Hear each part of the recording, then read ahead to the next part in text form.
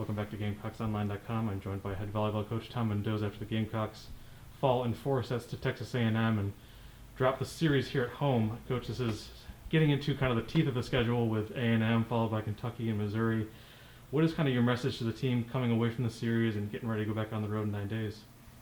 Well, we just need to control our side. I thought when we passed to attack well, we were rewarded. And I thought same thing with A&M. I thought they were about, sometimes as streaky as we were, but they were slightly more consistent in a few more sets. So, if we can control our side, we need to, regardless of who we're playing, we need to control our side in order to give ourselves a chance to win. We're going to try to do that better. And it really seemed like there was a lot of those control your side moments where it's nothing that they really did wrong, a tip that falls, miscommunication on first contact, things like that. How much does that kind of suck the momentum and the energy out of the team when it has those kind of miscues that can lead to a big run? Well, I mean, whether you want to call it the margin of error, the margin of success, if you want to frame it in a more positive way, you get a lot of 25-22 type sets, and you look back at a few points here or there that were allowed them to stay in a rotation or side out, that was kind of an opportunity to change the course of the set. And at times we were making it, but just not consistently enough. So, I thought things like how well we covered the tip, our balls off the block were pretty indicative of how we were playing at the time. Same thing for our serve receive to offense. If we were getting our attackers consistent swings and system off a serve receive, we were rolling through our rotations pretty well. But that we were getting stuck, for 2 or 3 points a few too many times. And in the sets that we played well, it was maybe one serve receive, and then we were back into it. In the sets where we struggled, it was kind of stretching on to 3 or 4 points. So, again, we trust our group, but we got to identify areas that we need to get better at, and just find ways to put them in a better position. We'll talk on a bright note about your left sides.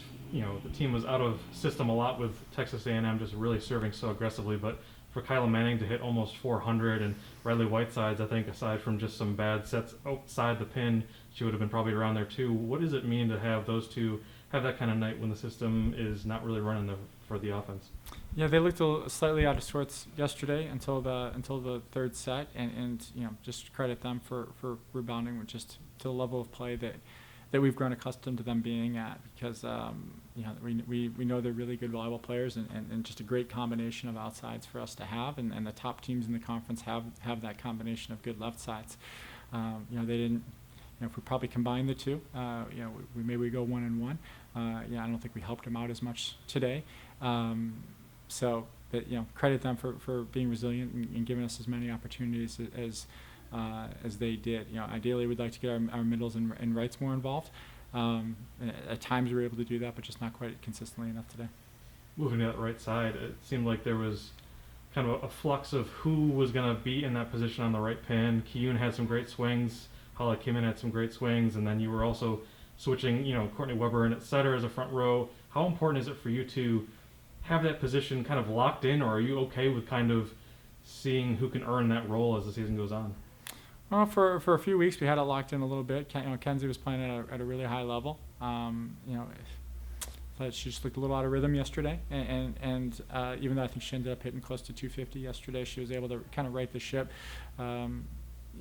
You can kind of see in Kenzie's eyes when she's aggressive, and same thing. We'd like to see that in her. We'll work this week to get that back by Kentucky and get her back playing to the level that she's been playing at, which has been a huge lift for us.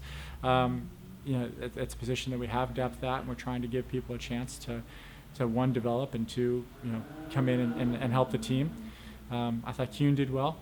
Again, we were trying to limit errors at that point, but she had a good block, had a couple of good kills. Holly came in and did a good job. But for whatever reason, we just weren't able to. I think they were all in that 1 to 200 range, and normally they're all a couple hitting percentage points higher. So again, we have faith in any of them, but individually we need to get them back up to the level that they've been playing.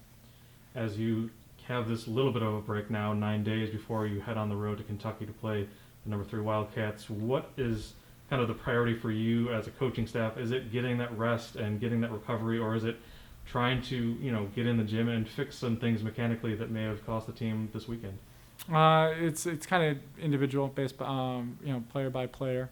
Yeah, we were finishing up a stretch where we played 6 matches in 14 days, and now we go on a 9 day. Now we have 9 days off. So, there's always some quirky things in the schedule. Especially in a year with COVID, it's maybe magnifies it a little bit more, but that's part of the normal challenges of a year. So, yeah, for some people we need to get them back healthy, and we're still dealing with things like quarantine and all that that are unique to this year, and getting people off of hopefully working them through some of the jump count and rep count situations. Hopefully we don't have. We'll see. That's 9 days where things more things may come up, but hopefully it's somewhat predictable over the next 9 days. But yeah, then there's some tweaking things. Some serve receive balance stuff. So some attacking shot choices stuff. So hopefully we can get some of that done without banging up bodies more. And then so we're seeing the finish line is not quite in sight, but we know at least what's in front of us, and how to tackle the last 4 weekends, because it's going to be some pretty good competition, and we're going to have to be ready for it.